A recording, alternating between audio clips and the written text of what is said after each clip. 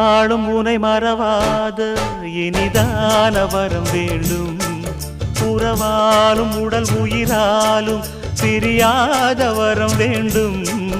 விழியோடு இமை போலே விலகாத நிலை வேண்டும்.